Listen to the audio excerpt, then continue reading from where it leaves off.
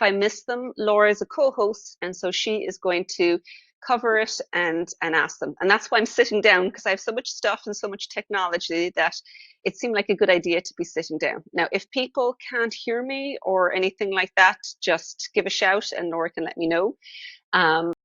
And if you have any questions, just put them up, because that's what this is for. This is about letting you know about the knit along and where we're going, and talking about all of the different choices and options that are available and how the whole thing fits together. Because I know everyone does knit along slightly differently, and so it can be a little bit confusing when you're doing a knit along with the new person for the first time if you're new to my knit alongs.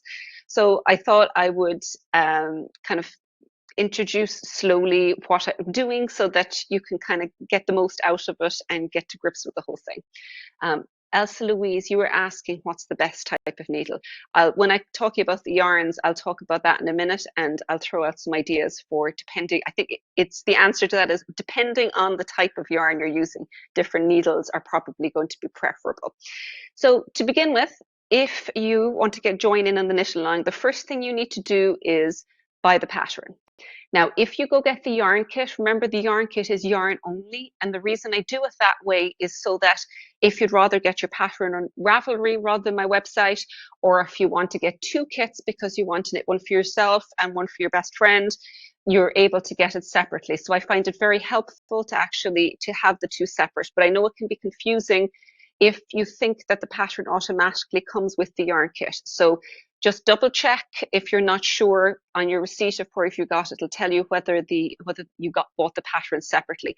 You don't see specifically the Quilted Feather pattern either in Ravelry or from Stolen Stitches, then the likelihood is you may not have gotten it. So just to help you out with figuring out where it's at. Now, in terms of downloading and where you can access it, if you've got it on Ravelry, obviously you'll get it through there. If you purchased it on my website, there's an app that works through the website called SkyPilot, where they're the ones that are going to send it out to you.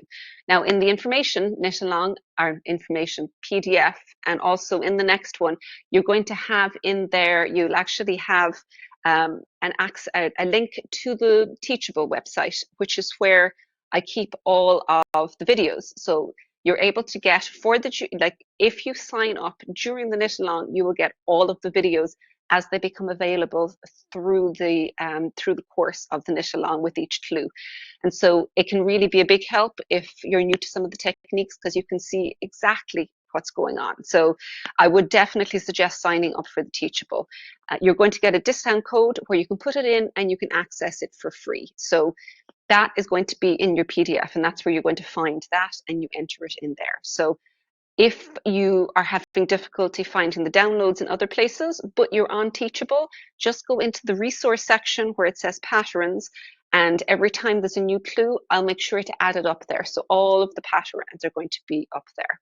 So that's, I suppose, the first initial stuff of where you find your pattern, and the same thing's going to happen each time a new clue comes out. So clue 2 will be next week. Clue 3 will be the week after. You'll again get a download link, or you can jump into Teachable and you'll be able to find it all there. So you should be able to get all of the information that you need then in one of the different places. So in terms of chatting with other people, KnitHub is the place to go. Down in the side column, you'll see there's the knit along space. And if you go in there, you can be part of the discussion, or you can ask any question if you want, whatever you need. So it's a really good support spot to be able to ask things or to share your progress shots and things like that. Do be careful with sharing too much, because sometimes people want to keep it a surprise until they reach that part. But, just give a little bit of a spoiler alert if you're going to stick a photograph further down. But it can be helpful if you're having a hard time visualizing it, to see what it is like as you start working through, So, yeah, not everyone is the same. People kind of like to approach knit along slightly differently, I think. So I think that's most of the behind the scenes stuff and what you need to get started. If I've missed something, or if there's something that hasn't been making sense to you, just pop up a question and I'm happy to kind of answer it as we go through. This is going to be recorded as well, both on Instagram and on Circle. So if you've missed some of it, or you want to ask questions after the fact, you should be able to do so. So then for the yarn, you may have gotten a yarn kit, or you may have gone stash diving to see what you've actually got inside there, or maybe you've got a yarn shop close to you that you've gone and you've gotten their help to put stuff together. What I was emphasizing all the way through in terms of the choices are that you want for the main color a fingering weight yarn, and then for the contrast color you want, and the fingering weight yarn is going to be a kind of a solid, relatively smooth yarn is what you're looking for. Contrast color, you want something fluffy, lace weight. So some of the choices we had for our main color, the Blosta. Here, Blosta Light was one of the first choices because we ended up doing 2 samples. So we had one sample uses Blosta Light and the other one uses Fino. They're very different yarns and they act a little differently when you're knitting them. So it means that you need a slightly different approach with the type of needles and how you're working with it, because Blosta is a woolly yarn and it's got a nice bit of stick. And so that means that you may end up using metal needles, or in my case, I quite like bamboo with it. I find it very comfortable to work with. Fino is slippier. It's 100% merino, and I found it very slippy on the needles. And sometimes bamboo might be enough. If you want a little bit more, Laura was actually suggesting here that the Prim needles, these ones we have in stock, they're ergonomic ones, and they're kind of a triangular shape with a little nub on the top. And they are quite useful if you want a little bit of extra grip. So I'd say test out what you have and try different types of needles to see how you're getting on. If your gauge doesn't look great with one, you might opt to actually change the type of needle before you change the needle size. And that's actually been a few of the questions that have come up has been in relation to gauge, both in what should people be swatching like and whether things are looking too loose and things like that. So like in terms of what it's going to look like, because this is a shawl, and particularly if you haven't knit shawls a lot before, usually with shawls, you're actually going to knit them quite loose. And so what that means on the needle, it doesn't always look great because it can often look a little bit scrunched up or slightly uneven with your stitches and things like that. But as you're actually going through the process and when you're finishing it with shawls, you stretch it aggressively. So you get it wet, you pin it out and you stretch it. And when you do that, a loosely knit piece of fabric suddenly develops like a whole new life. It's like all of the uneven stitches even out. And in addition to that, it actually gives it this real floppy, drapey feel so that when you pick it up afterwards, it's just got like this flop to it. And so you do want your stitches loose enough so that when you stretch it out, it's got a bit of give and it's got stuff that is going to kind of bounce in and out. I've just had Laura pointed out here, and she's totally right. A while ago, I was saying Fino was merino. It is not just merino, it's merino and silk, which of course would add a little bit even more to the slippiness. So yeah, the silk is always going to be very, very slick and a little less stretchy. So the silk has a big impact on how it's going to behave with you.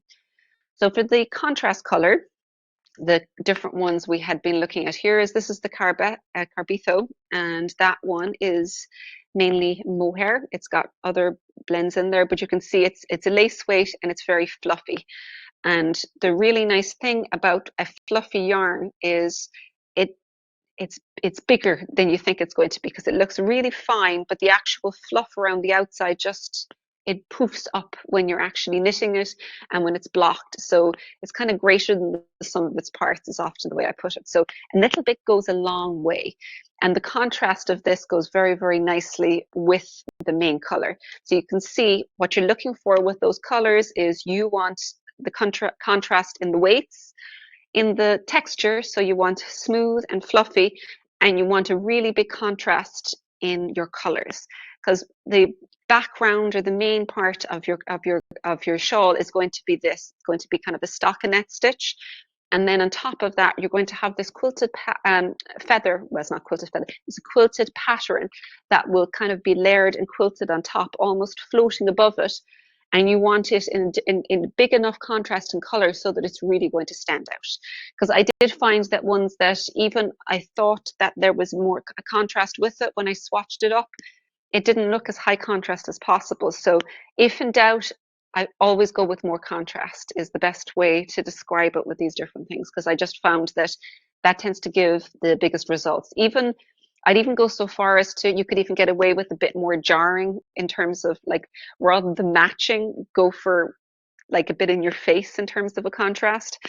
Um, this is the second option here, which is your cumulus. And cumulus is a slightly heavier lace weight, so it's going to have a different knitting feel to it. So it's a little bit heavier than this, and it's a brushed alpaca, raw alpaca and silk, I believe. We got silk everywhere today.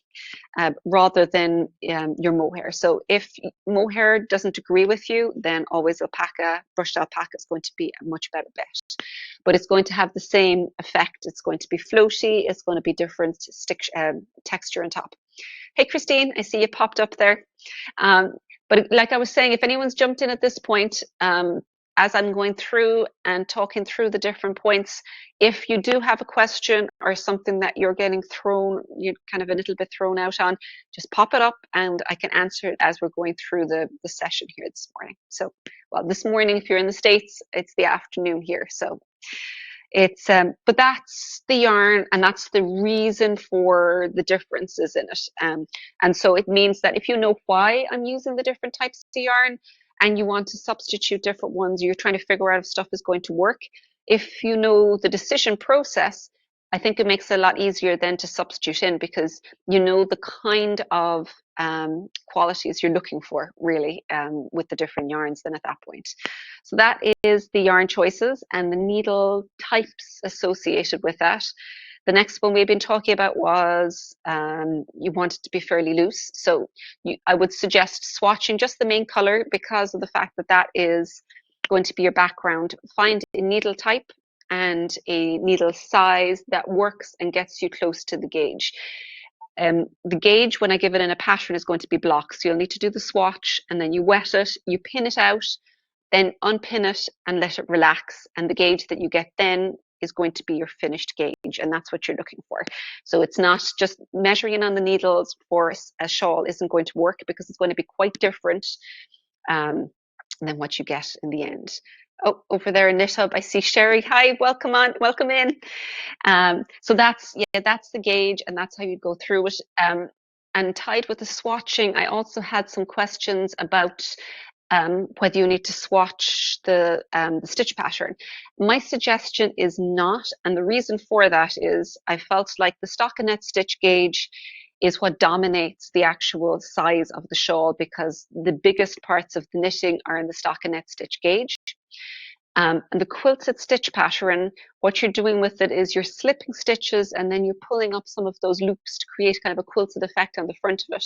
So the kind of thing that can impact the gauge with that is when you're slipping those stitches, if you don't keep them nice and loose, you can then, when you pull them up, you could end up gathering the fabric. So if you're careful not to pull those too tight and stretch the fabric out, then you should be okay. So I've got some needles here, I think, somewhere. I was going to kind of just well, something else I'm talking about with this, but I can kind of show what I mean when I'm slipping stitches. So when you're slipping stitches in this stitch pattern, it's interesting. You're slipping sometimes with them at the front of the work, sometimes at the back of the work. Reason there's two different ones is sometimes it's just a slip stitch to form a column, but when you're doing them at the front of the work, like on the right side, you're going to have it where they strand across the front, so that is going to give you those strands to lift up. And they're the ones where when you're doing them, so say I knit my first stitch, I've only got a couple of ones here, knit my first stitch, bring my yarn in front, then go to slip the next one, then you'll bring your yarn back to go knit the stitch after that, and you go and knit it, and that will create the strand in front. So what I usually would do with this is actually pull those knitting back here before I knit that stitch to make sure that there's enough stretch in that strand. And if it looks a little bit too loose, it probably means that you've got the right amount of stretch in it, believe it or not, because you really do want a considerable amount of stretch across that strand. So don't be too worried about it being loose. Just go ahead and give it a good old stretch.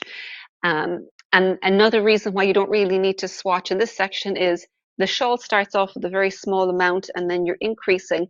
and it's not very far into it when you introduce the first stitch pattern. So if at that point you realize when you're doing the quilted stitch pattern it gets very tight, just rip back the quilted stitch pattern and go up a needle size as you're working the quilted stitch pattern, because I suspect that you're more likely to have a problem with it being too tight than too loose by virtue of all of those slip stitches. I found that I didn't need to, but I was being very careful to stretch out the slip stitches as I worked along. So that's kind of still tied in very much with the gauge and how you make sure the gauge works and how you check the gauge before you start. So there is, start off with doing a stockinette stitch gauge, blocking it off the needles, and make sure that you get the gauge correct with that.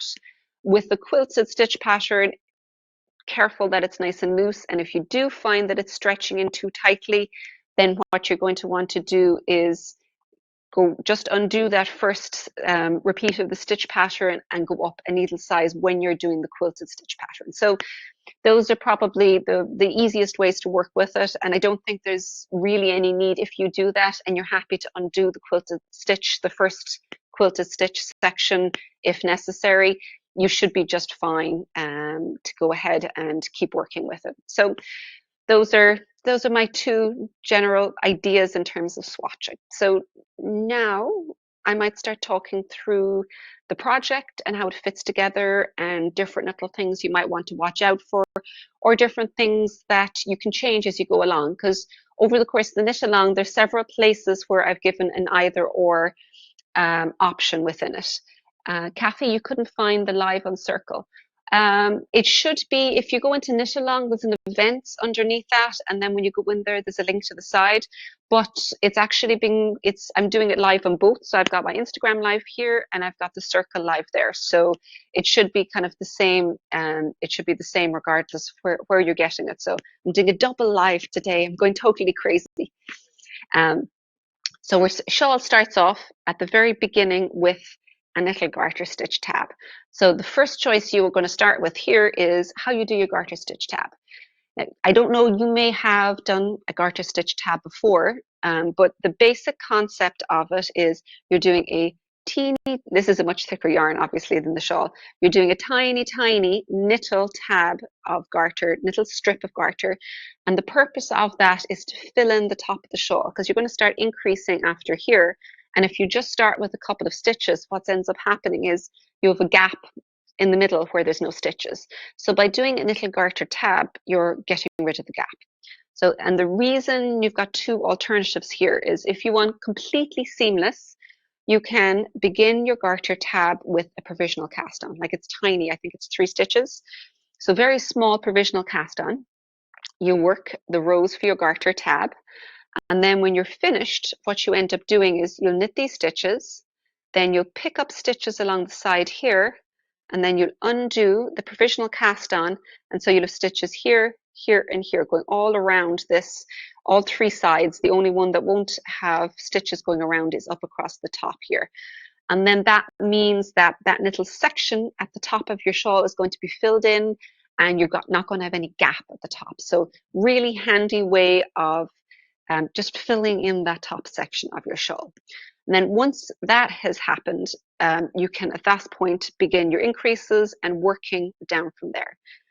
The second option I was saying is, instead of doing a provisional cast on, if you do just an ordinary cast on, what you can do then is when you reach this point, you'll knit those stitches, you'll pick up across the bottom edge, and then instead of undoing the provisional cast on, you'll just pick up stitches across here.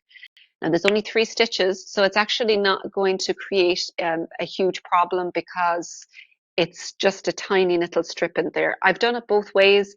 I haven't really noticed a huge difference one way or another. So if the provisional cast on seems like it's a little intimidating, or you just don't really want to mess with it, don't worry about just starting with the standard cast on. So that's the first choice that you're going to kind of come across as you're going along.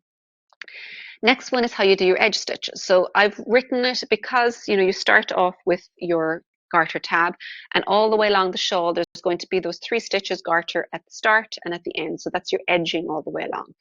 I've written in the pattern that they're just all knit 3, but we did 2 samples and we did it 2 different ways. The first one has it where all of those edge stitches are being knit as you worked along, and the second one it was slipped. So for the slip, it was put it in as if you're going to knit, and then slip with the yarn at the back of the work, and then you slip it, and then you just work on. So it actually looks quite similar to as if it was knit, because it's got like a little bit of a twist in it, but I do find it probably tidies the edge up a little bit, so that's the only purpose of it. It gives it a slightly tidier edge. You can, if you're unsure as to which you'd like, just do a small swatch and experiment to see which you prefer the look of. There is one other slight advantage I find to doing the slip stitch as well, is that when you go ahead and are starting to swap between different colors, because you're slipping that first stitch with the first color and then you're starting the second color behind, the color changes are a little neater because they're happening one stitch over. They're not right on the first stitch, you're starting on the second stitch. So that's probably one of the biggest advantages. And I did also have someone say that they found that the edges got a little tight when they did a slip stitch. There's a tip that someone showed me that I haven't really used because I didn't have a tight edge stitch, but it might be helpful for you, where you know when you're going to start slipping when your yarn's in the back, if you actually just put your yarn underneath, slip it, and then when you start working the edge stitch, what you've done is you've created a yarn over at the front of your work. When you come back on the next row, drop that off, and what it will do is just add in extra yarn there. It isn't necessary. It would only be if you found that first stitch was getting very tight and it was gathering in along the edge. Or just leave it as a knit stitch. Like, I do think both work just fine, so take your pick as to which you'd rather do.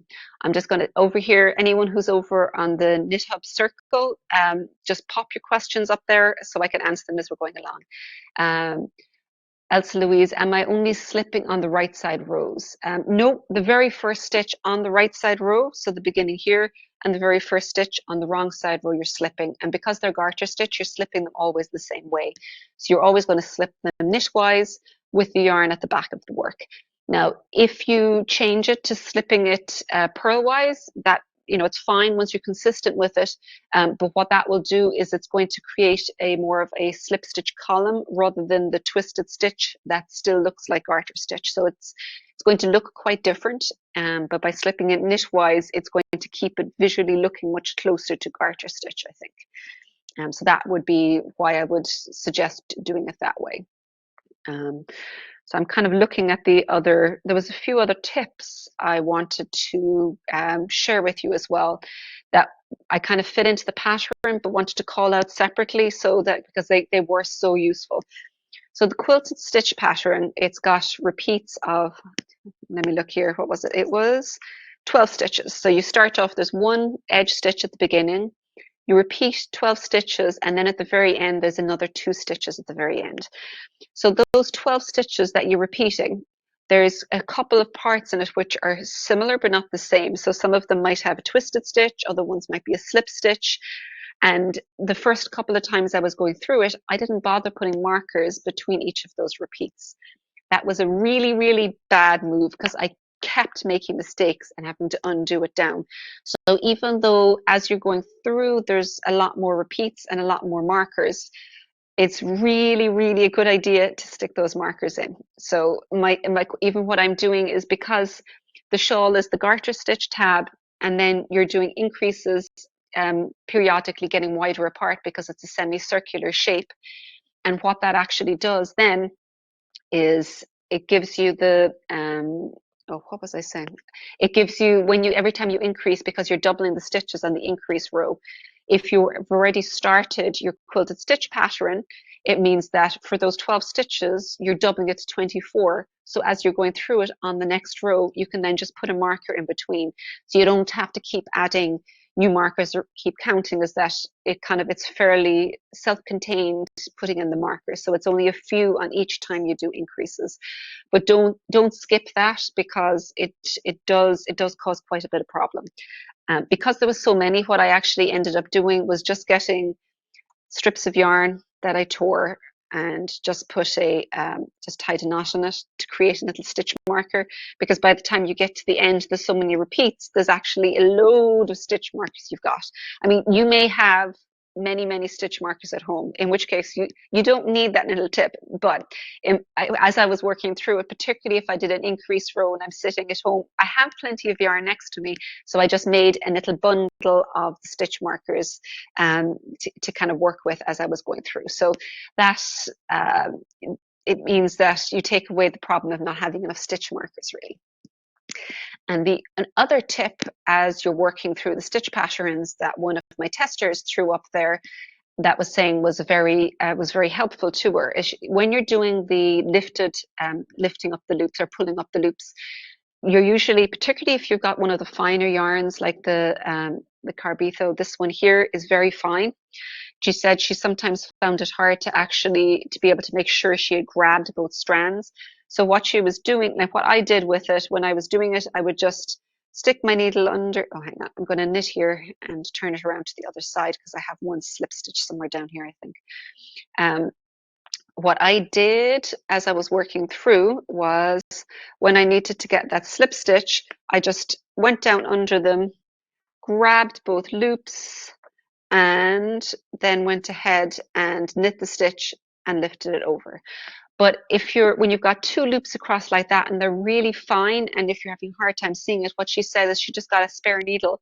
She lifted it up and put it on the needle. And for her, that really made it much more foolproof and she was less likely to make a mistake.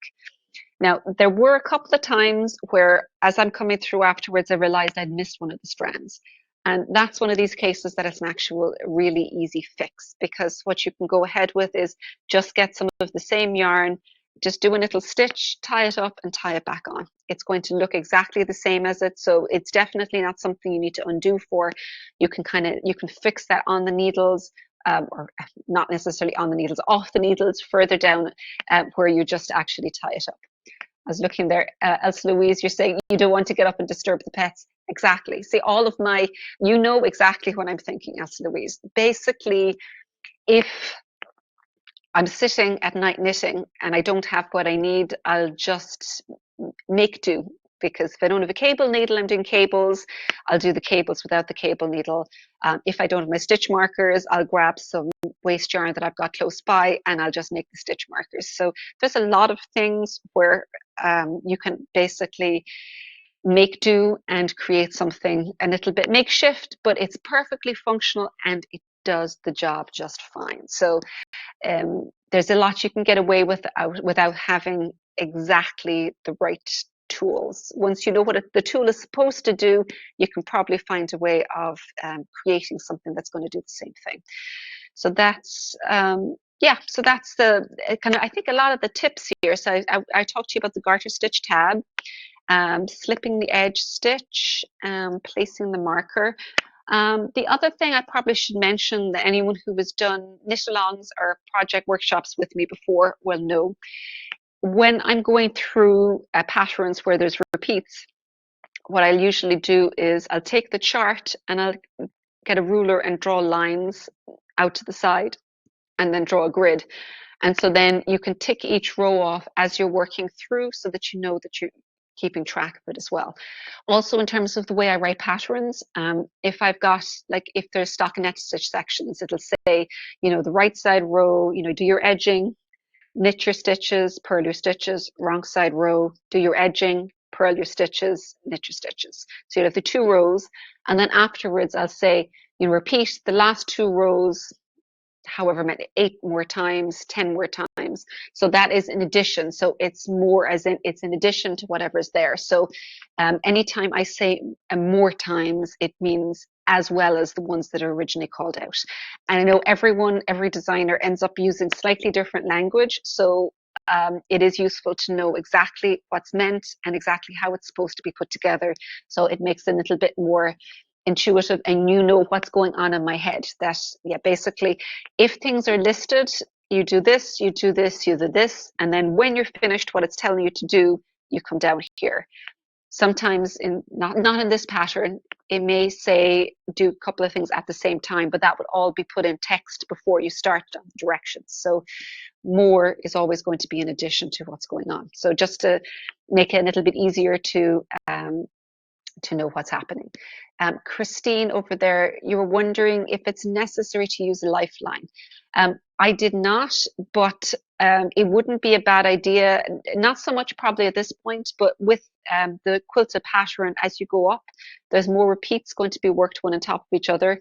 And so if you find that you're regularly maybe making mistakes or you're getting a little nervous, like after each repeat, you could put a lifeline in so that if you run into a problem, you know that you don't have to undo the whole thing. You can just come back down to the start of the previous repeat.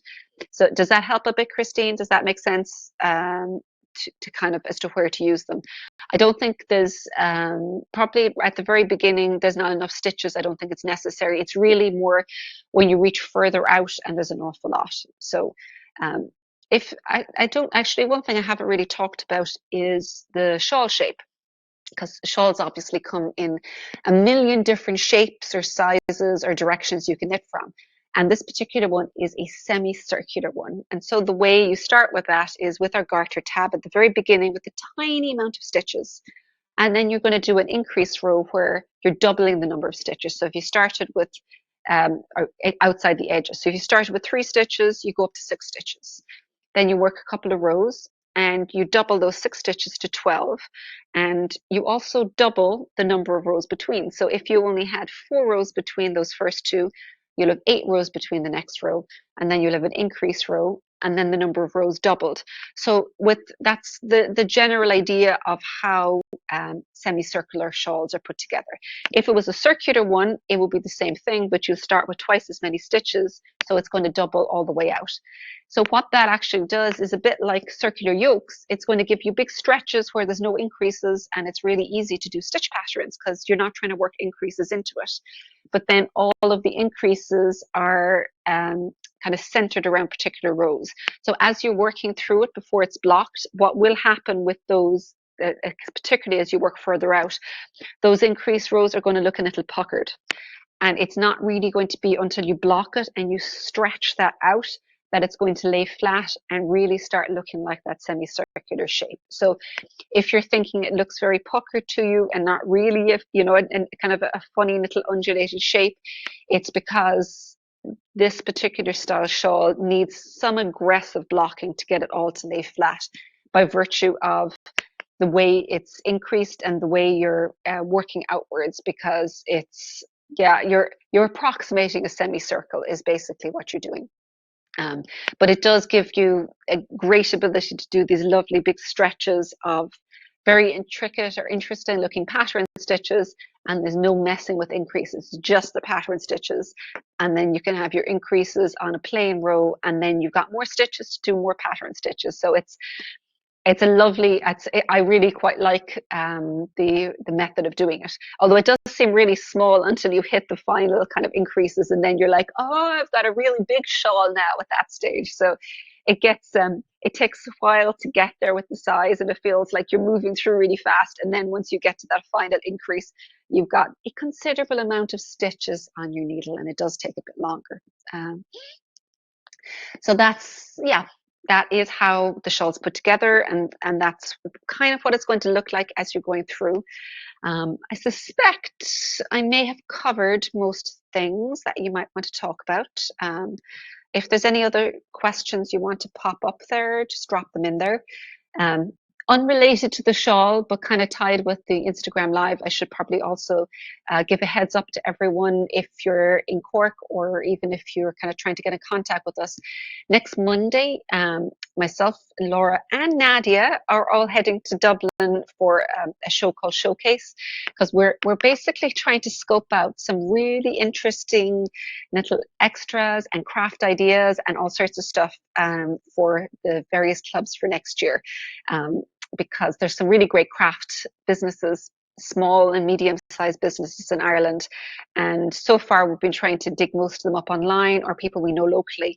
But this way, we actually get to go and hopefully get a much bigger picture of what's out there. So if there's any little extras you'd love to see in the clubs, then, you know, pop up ideas. Elsa Louise, don't use fuzzy yarn, so it will be interesting.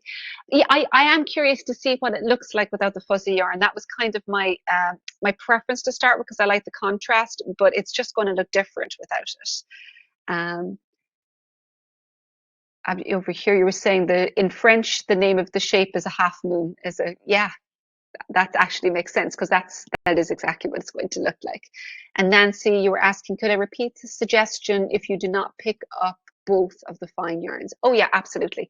And it's actually something I did. I didn't do a video on it, but I was talking a bit about it. So if you find that you haven't picked up one of the loops for your pickup loops and you've got a strand coming across, my suggestion is afterwards is just get a sewing needle and the fine yarn, you know, whatever fine yarn you've got, anchor the stitch where it's supposed to be, you know, where you actually pulled it up, pull the other one up, tie it on and just anchor it back on. It's not going to be seen from the front, and because there's a little tie there anyway, it should be quite invisible, Nancy. So it's definitely not something you need to kind of undo. And I do I think I'll have a look to see. I don't know if it was in Clue 1 or in Clue 2 where I just did a little video talking about a few issues that might come up and possible ways of fixing them. But that seemed like an easier fix than kind of undoing the whole thing as you went down. So I think that's it for me today, this Thursday. Oh, sorry, it's not Thursday. I'm usually doing lives on Thursday. It's Friday.